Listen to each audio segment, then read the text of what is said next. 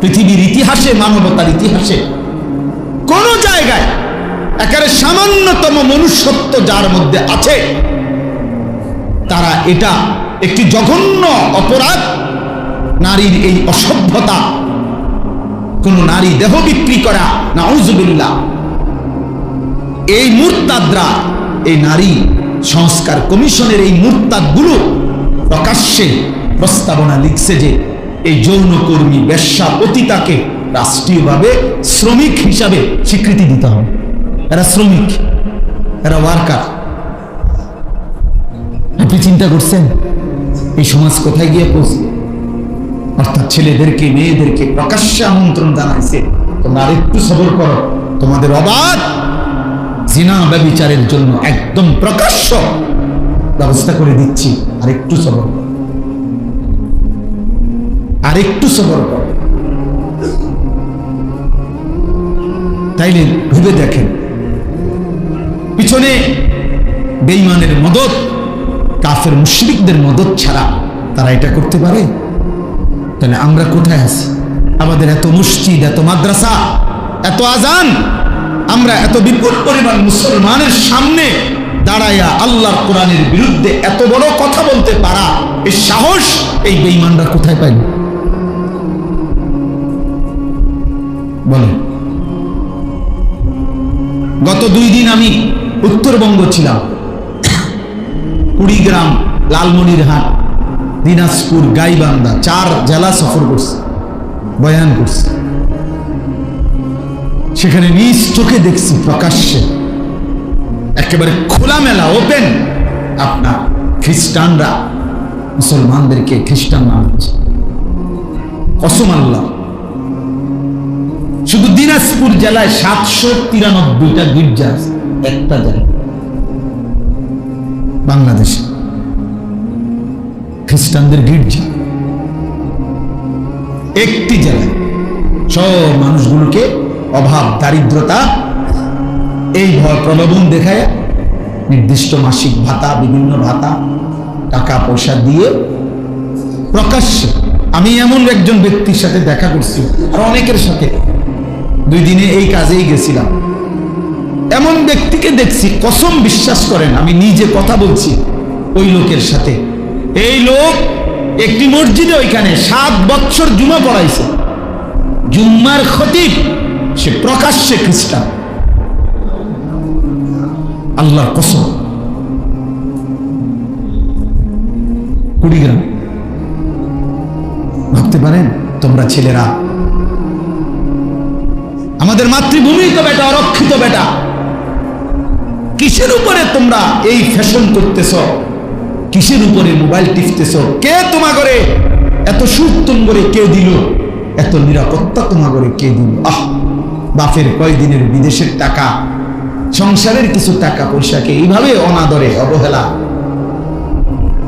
শেষ করে দিচ্ছে। এরা ভাবতেও আসে না যে কি পরিমাণ মুসিবত দেশের উপরে আসে।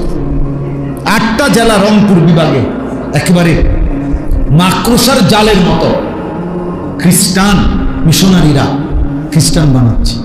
সবগুলো আদিবাসী ওইখানে, এই যে সাঁওতাল জাতি বেশি, উপজাতি আর কি, এরা শতকরা 98 জন, 99 জন খ্রিস্টান। দেখো খ্রিস্টান। আপনি ভাবেন, আপনি গিয়ে দেখে আসেন, চলেন আমি দেখাই। ভাবতে পারেন কাদিয়ানি, প্রকাশ্যে কাদিয়ানি বানাচ্ছে। বাংলাদেশে পঞ্চগড়ে কাদিয়ানিদের বিশাল এলাকা, আহমদনগর, এই গোলাম আহমদ কাদিয়ানির নাম বিশাল বড় এরিয়া নিয়ে দখল করে নিয়েছে প্রকাশ্যে।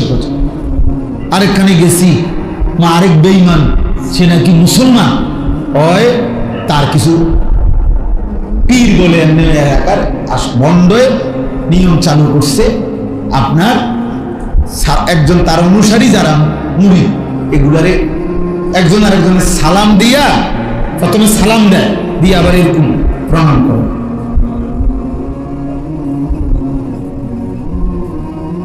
কি এটা? কি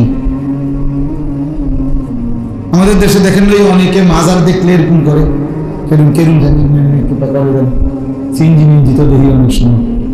হেঁটে গুতের বেহেতে কি করছে? বুঝেন না? কারে সম্মান করলা? কি বিল্ডিং এর সম্মান করলে এরকম, নাকি যিনি পীর সাহেব বুজুর্গ কবরে আছে উনারে সম্মান করবে? তো যদি উনারে স্মরণ করে তো উনার জন্য সূরা ফাতিহা না পড়বা, কি বুঝেন নাই কথা? কোন কবরবাসীকে স্মরণ করার নিয়ম কি? এর মুখে সুমা দাওনিটা বিকিতা আপনি সূরা ফাতিহা না পড়বেন, দাঁড়ান তো অসুবিধা কি? সিঙ্গি থামান, অটো থামান, গাড়ি থামান, থামাইয়া সবাই কি পড়ে? সূরা ফাতিহা পড়েন, 3 বার কুল হুয়াল্লাহু আহাদ পড়েন, ঠিক না? কবর জিয়ারতের নিয়ম কি এগুলা নাকি বলেন না? তাহলে আপনার আমার যদি কবর বাবার কবর জিয়ারত নিয়ম এটা হয়, তো পীর সাহেব বাবার কবর জিয়ারত আরেক নিয়ম হবে বলেন? এটা আরেক নিয়ম হবে কেন? আল্লাহ আমাদেরকে মাফ করে দেন। এজন্য আমাদের জন্য এটা জরুরি।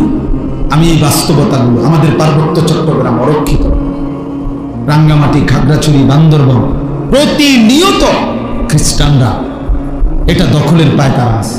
এখানে হাজার হাজার মানুষ খ্রিস্টান। আমাদের সেন্ট মার্টিন, কক্সবাজারের ওখানে, সেটাও অরক্ষিত। এটা নিয়েও নানামুখী কি আছে, ষড়যন্ত্র আছে। তো দেশটাই এ কদ্দুর, বুঝেন নাই কথাটা? এমনি আমরা জায়গা কদ্দুরে, পুরোটা বাংলাদেশ ওয়ার্ল্ড ম্যাপে বাংলাদেশের জন্য যে কদ্দুর আঁকছে, এই কদ্দুরের মধ্যে কোনো একসাথে বাংলাদেশ পুরোটা এখন যায় না, জায়গা নাই। এই আমার দেশ এমনিতেই অল্প একটু, সেখানে যদি এতদিকে দুশ্মন ষড়যন্ত্র করে ছিনিয়ে নেওয়া থাকবে কি? প্রিয় ভাই আমার, ছেলেরা আমার, বাবা আমার, আল্লাহর দিকে ফেরা দরকার। এটাই রাত গভীরের কথা। আল্লাহর দিকে আমাদের ফেরা দরকার। আমাদের আল্লাহই আমাদের সমাধান। আজকে 77 বছর যাবত ফিলিস্তিনের মুসলমান নির্যাতিত, 77 বছর একদিনে। কাশ্মীরের মুসলমান আজকে 78 বছর নির্যাতিত, 61 বছর ধরে রোহিঙ্গা মুসলমান নির্যাতিত। কাজেই এই পৃথিবীর জাতিসংঘ বলেন আর ইউরোপ বলেন, ওইসব কোনো বেঈমান আমাদের মুসলমানের কোন সমস্যার সমাধান করে দিবে না। দিলে এতদিন হইত। আমাদের সমাধান আমাদের আল্লাহ, আমাদের সমাধান আমাদের আল্লাহর আনুগত্য, আমাদের আল্লাহর কাছে ফিরে আসা, এটাই আমাদের সমাধান। আমরা সেজদা না দিলে, চোখের পানি না ফেললে, দোয়া না করলে আমাদের বিজয় আসবে। বুঝেন নাই কথাটা? তোমরা একটা ছেলে হলেও ভাই, আমি জানি সবাই একসাথে পরিবর্তন হবে না, কিন্তু একজনই ভাইব। যদি কেউ একজন বুঝো, আলহামদুলিল্লাহ, এই একজন দুইজন করেই প্রয়োজন পরিমাণ মুজাহিদ, আল্লাহ দ্বীনের জন্য জানবাদ সৈনিক তৈরি হয়ে যাবে। এ দেখেন, ঠিক সময় মতো আল্লাহ তাআলা ইমানের বিজয়ের জন্য যাদেরকে দরকার, আল্লাহই তাদেরকে আলাদা পছন্দ করে নিবেন। আল্লাহই নিয়ে, হ্যাঁ। আর ওই অকর্মণ্য অপদার্থ, দুনিয়া লুভি, নাফরমান, ওই নাফরমানিতেই পড়ে থাকে, নাফরমানিতেই পড়ে থাকে। এই জন্য আমাদের আল্লাহর দিকে ফেরা উচিত। আপনাদেরকে একটা উদাহরণ দেই, তাহলে বুঝবেন। বদরের যুদ্ধের দিন, সবাই জানি আমরা বদরের যুদ্ধের কথা, নবী সাল্লাল্লাহু আলাইহি ওয়াসাল্লামের বদরের যুদ্ধের দিন নবীজি 313 জন সাহাবীকে আল্লাহ নবী সাল্লাল্লাহু আলাইহি ওয়াসাল্লাম যুদ্ধের ময়দানে যখন দাঁড় করাইছেন, হাদিসে স্পষ্ট আছে, বুখারীর riwayat, আমি নিজে পড়াইছি, বুখারী শরীফের হাদিস। নবীজি সাল্লাল্লাহু আলাইহি ওয়াসাল্লাম 313 জন সাহাবীকে বলছেন, তোমরা দাঁড়াও, আমি না বললে যুদ্ধ শুরু করবা না। তো নবীজি এই কথা বলে পিছনের দিকে আসছে।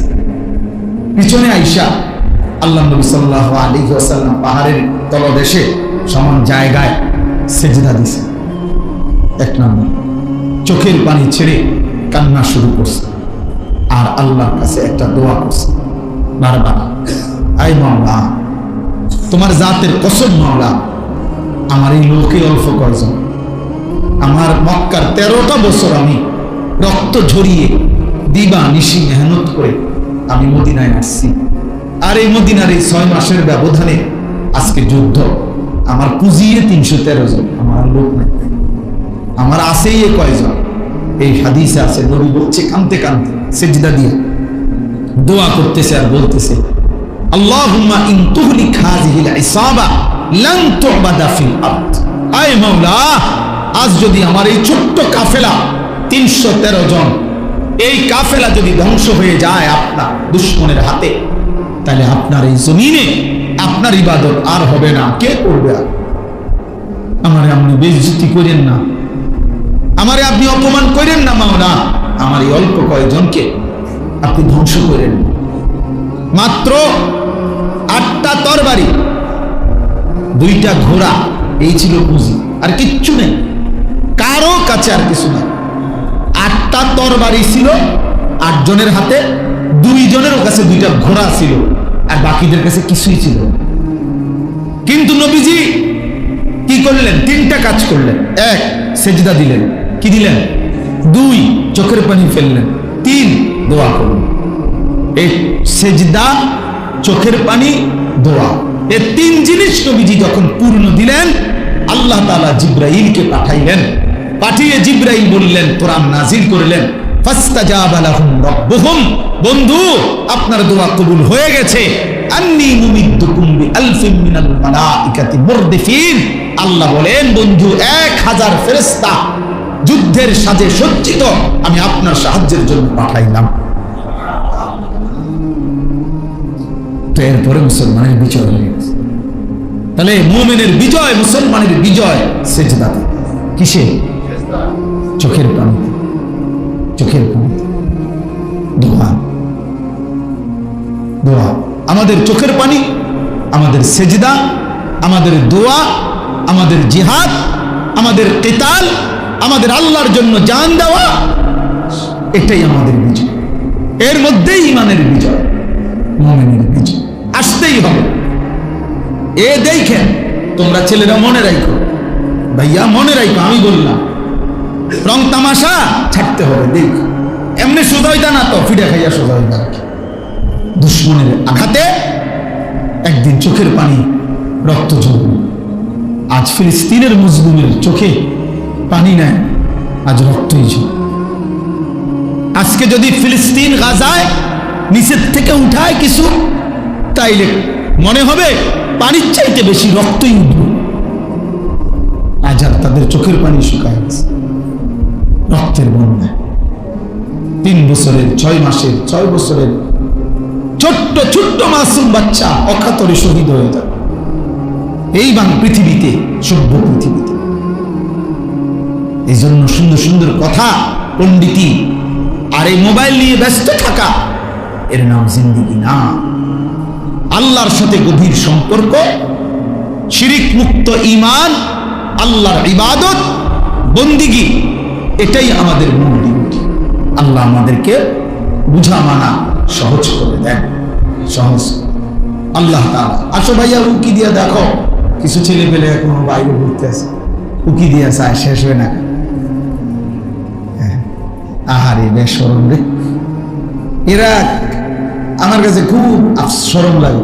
ঠিক আছে বেটা, সামান্য কিছু খাইবা তো খাইবা, কিন্তু এই নির্লজ্জের মতো শুধু দেওয়ানের টাইমে কেমনে বলবে? মানুষের তো একটা চোখ সরম আছে। আফসোস, আল্লাহ বুঝ দান করেন।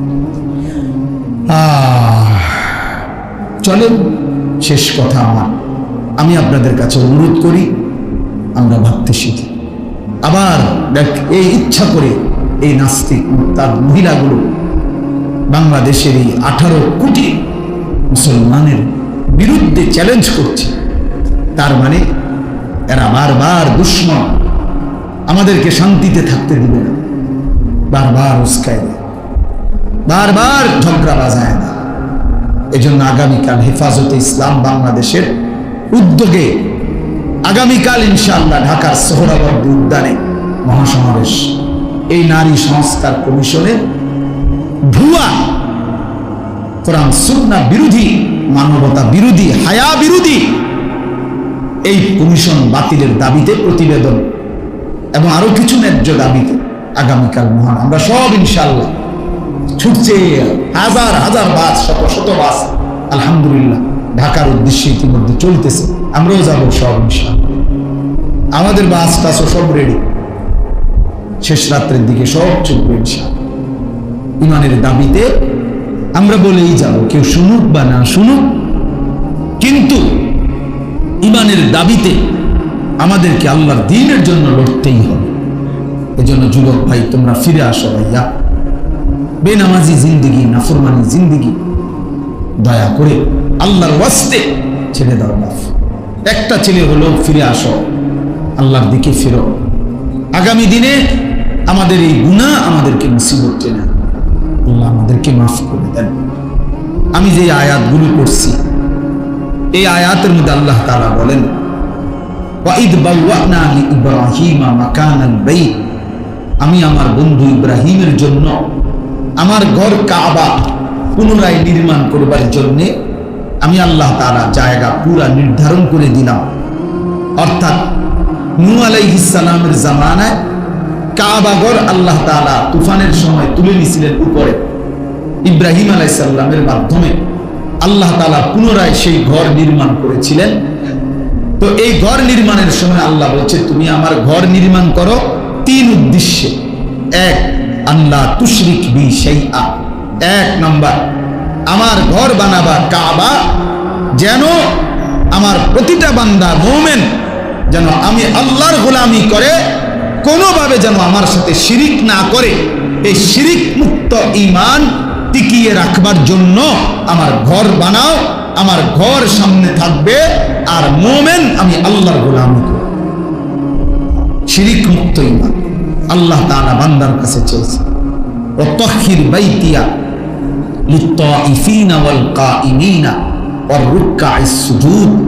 আল্লাহ তাআলা বলেন, এবং আমার ঘরকে তুমি মানে কাবাকে পবিত্র করো আমার তাওয়াফকারী বান্দাদের জন্য এবং আমার রুকু সিজদা দাঁড়িয়ে নামাজ আদায়কারীদের জন্য। এই দ্বিতীয় উদ্দেশ্য হলো আল্লাহর ঘর কাবা ইব্রাহিম আলাইহিস সালামের মাধ্যমে আল্লাহ তাআলা পুনর্নির্মাণ করাইছেন। দ্বিতীয় উদ্দেশ্য হলো তাওয়াফ এবং আল্লাহর ইবাদত নামাজ আদায়ের জন্য। তাইলে এই মসজিদ আল্লাহর ঘর, মসজিদ বানানোর মূল উদ্দেশ্য হবে ইবাদত নামাজ। এজন্য আমি সবসময় বলি, মসজিদ কমিটির সদস্যরা ইনসাফের সাথে আপনারা ইমাম সাহেব সহ মিটিং করেন যে ফজরের মুসল্লি কেমনে বাড়ানো যায়। এই নিয়ে হাজারো লাখো মসজিদে আপনি তদন্ত করে দেখেন যে কয়দিন মিটিং করছে শুধু এই কথার উপরে যে আমরা মসজিদে মুসল্লি ছেলেগুলো কেমনে নামাজি বানানো যায়। কেবল গেট বদলাও, SS5 লাগাও, টাইলস লাগাও, আইলস লাগাও, আরো বড় করো, আরো জাঁকজমক করো, আরো চাকচিক্য করো। টাইলস লাগাইতে লাগাইতে পারে না সভাপতি, সেক্রেটারি, কেশিয়ার, কমিটি, তার আর পুরা শোল্ডার মধ্যে যদি টাইলস লাগান যেত, কারণ আছে তো না লাগাইতো না, টাকাও আছে, টাইলসও আছে। কথা বুঝেন? কিন্তু একটা বার ইনসাফ করে বলেন, ঠিক এই নিয়ে মিটিং করছেন নিজে মুসল্লি কিভাবে বানানো যায়। ফজরের নামাজ এই মহল্লার সমস্ত মুসলমানের উপরে ফরজ না? কথা বলেন না কেন? তবে আপনারা উদ্যোগ নেন, আপনারা আলোচনা করেন, বয়স্করা, কমিটিওয়ালারা, মুরব্বীরা, যে আর কি করা যায়, আর কি করতে পারি আমরা। 50 জন মুসলমান তো একত্রে ভাবতে পারে। আমার একটা পরিচিত জায়গা আছে সন্দ্বীপ, চট্টগ্রাম। ওইখানে 2023 সালের অক্টোবর মাসে 4 থেকে 5 জন কলেজের ছেলে যারা নিয়মিত ফজরের নামাজ পড়ত, ওরা একদিন সিদ্ধান্ত নিছে যে আমরা আমাদের বন্ধুদেরকে ফজরের নামাজের জন্য উঠাবো। আমার খুব ঘনিষ্ঠ ওরা। 1 বছর তারা মেহনত করছে, প্রতিদিন ফজরের নামাজের জন্য বন্ধুদেরকে উঠাইতো। 1 বছর পরে আমি তাদের জন্য আলাদা একটা মাহফিল করছি এই ছেলেদের জন্য। তারা আমার হিসাব দিছে যে হুজুর আলহামদুলিল্লাহ 1 বছর আমরা এই 4 জন বন্ধু 5 জন আমরা একসাথে দিন রাত মেহনত করে ফজরের জন্য বন্ধুদেরকে উঠাইছি। এখন লিস্টেড বরাবর 2024 সালের আইসা নভেম্বরের 19 তারিখ না যেন 20 তারিখে আমি মাহফিল করছিলাম। তারা আমার হিসাব দিছে প্রায় 4500 ছেলে এক বছরে লিস্টিভুক্ত ফজরের নামাজ জামাতে। ইচ্ছা করলে সম্ভব, কথা বলেন না কেন? সম্ভব। একজন মুরব্বী জিম্মাদারি নেন, আমি আমার নাতিরে উড়াবো। আমি তো আলহামদুলিল্লাহ আমার 7 বছরের বাচ্চাকে প্রতিদিন ফজরের নামাজের জন্য আমি দাঁড়ানো থাকি, উঠাই, এরপরে মসজিদে। আজকে সকালেও আরে একবার উঠাইয়া বসাইছি, আবার আমি উজু করে আসে দেখি হ্যাঁ আবার শুয়ে গেছি। বলছি না আব্বা উঠো, আবার উঠো, আব্বা উজু করে আসো, নামাজ পড়ে আবার শুয়ে আসছে, আব্বা শুক্রবার অসুবিধা নাই, ঘুমাইতে পারবে। এক এক সময় এক একটা বলে উঠাইতে হবে আমার, এটা আমার জিম্মা। চেষ্টা করলে সম্ভব। 1000 বার বললে, বারবার বললে। আরে প্রয়োজনে যদি একটা বাপ তার সন্তানকে নামাজি বানানোর জন্য চোখের পানি ফেলে, তাইলেও সেই চোখের পানি আল্লাহর কাছে দামি হবে, দামি হবে। এজন্য সবাই মিলে, আমার কাজল ভাই, আমি আপনার কাছে অনুরোধ করি, আপনি তো বুঝমান মানুষ, মহব্বত করেন আমাদেরকে। আমরা যে কয়জন বাবা ভাই আছেন, আপনারা বসেন, দায়িত্ব নেন, একজন দুইজন ছেলেদেরকে উৎসাহিত করেন, আলাদা দাওয়াত দিয়া মহল্লার ছেলেদের সাথে কথা বলেন যে বাবা আসলে কি করতে চাচ্ছ, কেন নামাজ পড়বা, আল্লাহর সাথে তোমাদের রাগটা কিসের, এটা জিজ্ঞান ছেলেদেরকে। ফিকির করেন, দেখবেন একজন ছেলে 2জন ছেলেই নামাজ পড়ুক, 10 জনই পড়ুক, একজন হুজুরের বক্তব্য দিয়া আপনি একজন বক্তারে আনছেন আর একজন বক্তা বহন করলে এই সমাজ সবাই এক কথায় নামাজি হয়ে যাবে না, সবাই এক কথায় হবে না। সম্মিলিত প্রচেষ্টা, উদ্যোগ জরুরি। রাসূলুল্লাহ সাল্লাল্লাহু আলাইহি ওয়াসাল্লাম 23 বছরে যে দাওয়াত দিছেন মানুষকে, সাহাবায়ে কেরাম যারা নবীর হাতে কালেমা পড়ছেন তারা দাওয়াত দিছেন, কথা কয় না, আগে শুধু নবীজি একাই দিছে। তো উনারা সহ নবীজির কার্যক্রমটাকে আগায় নিতে সহযোগিতা করছে কিনা বল। আমার কাছে কিতাব আছে স্পষ্ট, রাসূলুল্লাহ সাল্লাল্লাহু আলাইহি ওয়াসাল্লাম প্রথম আবু বকর সিদ্দিককে কালেমা পড়াইছে নাকি? এই বাহিরে, ঘরের বাহিরে আবু বকর সিদ্দিক রাদিয়াল্লাহু তাআলা পরবর্তী 15 দিনের ভিতরে 6 জন বিখ্যাত সাহাবীকে উনি রাসূলুল্লাহ সাল্লাল্লাহু আলাইহি ওয়াসাল্লামের কাছে বুঝাইয়া আইনা কালেমা পড়ে মুসলমান হয়েছে। তাহলে এটা বুঝতে হবে, হুজুর আমনে আইয়া কইয়া যান। সব বুড়া মানুষ অনেক আছে, মাঝ বয়সী অনেক আছে, হুজুর বেডি বেশি খারাপ, আপনি গদ্দুর কইয়া যান। হ্যাঁ হুজুর বুড়া মানুষ খুব খারাপ, আপনি গদ্দুর কইয়া যান। আমি গদ্দুর কইয়া, এটা লাজন পানি ফু দাও না রে, এটা তাবিজ আর কি। একজন বললে হবে না, সবাই মিলে কি নিতে হবে? উদ্যোগ নিতে হবে, সবাই উদ্যোগ নিতে হবে। আল্লাহ তাআলা তৌফিক দান করেন, আল্লাহ মাফ করে দেন। চলেন, শেষ কথা হলো আল্লাহ তাআলা বলছেন, তাহলে আমি বলার উদ্দেশ্য হলো, তৃতীয় কথা হলো আদ্দিন ফিন নাস বিল হজ। আল্লাহ তাআলা বলছে, বন্ধু ইব্রাহিম, আমার ঘর বানাইছি কাবা, এই ঘরকে কেন্দ্র করে মানুষ যেন হজে আসে এই ঘোষণা দেন। তাহলে কাবা ঘরের 3টি মাকসাদ আল্লাহ বলছেন। 1 নাম্বার, আমার ঘরের চারদিকে তাওয়াফ করবে। 2 নাম্বার, নামাজ আদায় করবে। 3 নাম্বার, হজ করবে। তাইলে বাপ, আপনাদের কাছে আমাদের বিনীত অনুরোধ, যে কয়জন সামনে বসছেন প্রত্যেকেই প্রথম কথা হলো শিরিক মুক্ত ঈমান এবং আল্লাহর ইবাদত বন্দেগীর প্রতি যত্নবান হন। নিজেদের ছেলেপেলের দিকে দেখেন, মহল্লার ছেলেদের দিকে সবাই তাকায়েন। বাবা চাচারা চোখ বন্ধ করলেই ঝড় থামে না, মনে রাখেন একটা কথা। অর্থাৎ এই কথাটা মনে রাখে যে আপনি তুফান আসতেছে, আপনি যদি চোখ বন্ধ করে এখন কই না তুফান তো আইয়ে না, তুফান বুঝি আইয়ে না, আপনি না চোখ বন্ধ রাখছেন, কথা বোঝেন নাই আমার? তাহলে চোখ বন্ধ করলে ঝড় থামে না, ঝড় তো আসতেই আছে, আপনি না চোখ বন্ধ করে রাখছেন। তাহলে আপনি যদি বলেন আমি বুঝি না, তার মানে এই সমাজের অধঃপতন থামবে না,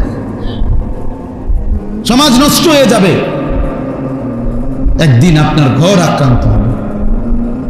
এই জন্য প্রত্যেকের সাধ্যমতো নিজেকে সাধারণ মানুষ, গ্রামের মানুষ এসব বললে হবে না।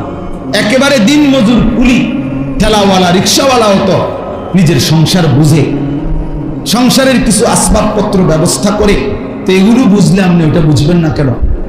এই জন্য প্রত্যেকেই আন্তরিকভাবে নিজেদের মহল্লায়, নিজেদের সমাজে, নিজেদের ছেলেদেরকে কিভাবে নামাজি বানানো যায় ফিকির করুন। এই দেখেন এখন অনেকগুলো ছেলে ঢুকছে, এদেরকে জিজ্ঞাসা করে দেখেন, মুসলমানের বাচ্চা নামাজ পড়ছে কেন? জিজ্ঞাসা করে দেখেন এদের মা কোথায়, এদের বাবা কোথায়, এদের আল্লাহ কোথায়, এদের রাসূল কোথায়? জিজ্ঞাসা করে, ইনসাফ করে বলেন যে বাবা এত বড় নির্লজ্জ কেমনি বলে? আফসোস এটা, ওই কপালে লানত যে কপাল আল্লাহকে সেজদা দেয়। লানত তোর কপালে, লানত বেটা, আল্লাহর লানত। আল্লাহ কোরআনে বলছে, ইবলিস তুই আমারে সেজদা দিলি না, তোর উপরে আমি আল্লাহর লানত কিয়ামত পর্যন্ত। কোরআন শরীফের আয়াত কিনা? এজন্য ছেলেরা মনে রাখো, খাও কোনো অসুবিধা নাই, খাও, পেশাব করো, পায়খানা করো, নারী দেখো, ছবি দেখো, জিনার ব্যভিচার দেখো, কিন্তু মনে রাখো ওই জিন্দিগি জানোয়ারের জিন্দিগি, যে জিন্দিগি সেজদা করে, ওই জীবন কুকুরের জীবন, যে জীবন আল্লাহর গোলামি করে। আল্লাহ আমাদেরকে বুঝ দান করেন, আল্লাহ আমাদেরকে মাফ করে দেন, আল্লাহ আমাদেরকে কবুল করে নেন। আমাদের ছেলেদেরকে ফিরাইতে হবে, আমাদের সন্তানদেরকে ফিরাইতে হবে। বাপ মারা যেভাবে খামখেয়ালি শুরু করছেন, এভাবে জাতি এমনি বাচ্চা থাকবো আর কি, এমনি খাইবে পড়বো আর কি, দুনিয়া ভোগ করবে আর কি। কিন্তু একদিন গোটা ফ্যামিলির থেকে ইমানের পরিচয় চলে যায়, কেউ আর চিনবে না আল্লাহ খোদা। কারণ এই যে ছেলেগুলো মনে করেন যে এক ওয়াক্ত নামাজ পড়ে না, সারা দিন রাত মোবাইলে নারী ছবি দেখে, তো আগামী 20 বছর পরে এদের জেনারেশন, এদের সন্তান, এরা বিবাহ শাদী করলে তার ফুতে তার জি কি শিখবে? কথা বলেন না ভাই, কি শিখবে? তার কাছ থেকে কি জানবে সে? আল্লাহ আমাদেরকে মাফ করে দেন, আল্লাহ তাআলা আপনাদেরকে কবুল করে নেন। আমরা আপনাদেরকে মহব্বত করি। এই গ্রামে আমাদের অনেক স্মৃতি আছে, মুনিরের সাথে আমার অনেক বেশি সম্পর্ক। আরো অনেকেই, আপনাদের অনেককেই আমি চোখে চিনি, মুখে চিনি। আল্লাহ তাআলা সবাইকে কবুল করেন। আজকের এই মজলিস আল্লাহ তাআলা কবুল করে নেন। আল্লাহ তাআলা আপনাদের প্রত্যেককে ঈমান আমলের জিন্দেগি দান করেন। আলহামদুলিল্লাহ রাব্বিল আলামিন। মওলায়ে কারীম আপনি মাফ করে দেন, রব্বে কারীম আপনি মাফ করে দেন, মেহেরবান মওলা আপনি মাফ করে দেন। সমস্ত কবরবাসীদেরকে মাফ করে দেন, কিয়ামত পর্যন্ত কবরের আযাব মাফ করে দেন, কবরগুলোকে জান্নাতের টুকরা বানিয়ে দেন। আল্লাহ জিন্দেগি সুন্দর করে দেন, জীবনটা সুন্দর করে দেন, ঈমান আমলের জীবন দান করুন, গুনাহ থেকে বাঁচবার তৌফিক দান করুন। আল্লাহ জাহান্নামে ফেলিয়েন না মওলা, জান্নাত থেকে বঞ্চিত করিয়েন না। আল্লাহ এই কিশোর যুবক ছেলেগুলোকে নামাজি বানিয়ে দেন। আল্লাহ নামাজি বানিয়ে দেন, নামাজি বানিয়ে দেন। ওরা বুঝে নেন মওলা, ওরা মনিবকে ভুলে গেছে, ওরা মালিককে ভুলে গেছে। ওদের অনেক ছেলে বহুদিন হয় সেজদাকে ভুলে গেছে। আপনি দয়া করেন, আপনি দয়া করে, আপনি দয়া করে, আপনি মেহেরবানি করে। এরা আমাদের সন্তান মওলা, এদের মা মুসলমান, বাবা মুসলমান, এদের বংশ মুসলমান। এরা আখিরাত ভুলে গেছে, এরা নামাজ ভুলে গেছে, মোবাইল, নারী, ছবি এদেরকে ভুলায় দিছে। আই মওলা আপনি ফিরায় দেন, আপনি ফিরায় দেন। বাবাদেরকে কবুল করে নেন, বয়স্কদেরকে আরো আমলের তৌফিক দেন, মা বোনদেরকে পর্দা পুশিদা দান করেন, সমস্ত কবরবাসীদেরকে মাফ করে দেন। আয় আল্লাহ প্রত্যেকের নেক মাকসাদ পূরণ করে দেন, অসুস্থ বিমারি যারা শিফা করে দেন, কামাই রুজিতে হালাল বরকত দান আই কারীম আপনি রহম করে, যার যত নেক মাকসাদ আছে পূরণ করে। প্রবাসী বিদেশের জমিনে যারা সহি সালামতে নিরাপদে রাখেন মওলা, আয় আল্লাহ আপনি প্রত্যেককে তার স্ত্রী সন্তান নিয়ে ঈমান আমলের জীবন দান করেন। নাফরমান সন্তান দিয়েন না মওলা, চরিত্রহীন সন্তান দিয়ে বেইজ্জতি করেন না, বেহায়া বেপর্দা স্ত্রী কন্যা দিয়ে আল্লাহ লজ্জিত করেন না মওলা, অপমানিত করবেন না। আল্লাহ তুই দয়া করে, তুই দয়া করে আমার দেশকে নিরাপদ করে দেন, আমার দেশকে নিরাপদ করে দেন। কোরআন সুন্নাহ বিরোধী কোনো আইন যেন আমার জমিনে বাস্তবায়ন না হয় মওলা। আল্লাহ আমরা জান দিয়ে প্রতিহত করব মওলা, আমরা হতে দেব না মওলা, রক্তের বিনিময় হতে দেব না। আগামীকালকের হেফাজত ইসলামের মহাসমাবেশ কবুল করে নেন আল্লাহ, সমস্ত প্রতিবন্ধকতা থেকে হেফাজত করে আপনি দয়া করেন, আপনি দয়া করেন, আপনি দয়া করেন। আল্লাহ এই বেনি খোলা জামে মসজিদ আপনি কবুল করে নেন।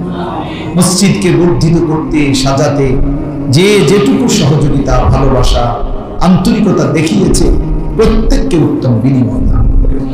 ইমাম সাহেব, খতিব সাহেব, মুয়াজ্জিন, কমিটি, মুসল্লি প্রত্যেককে কবুল আর মনসুর করে নেন।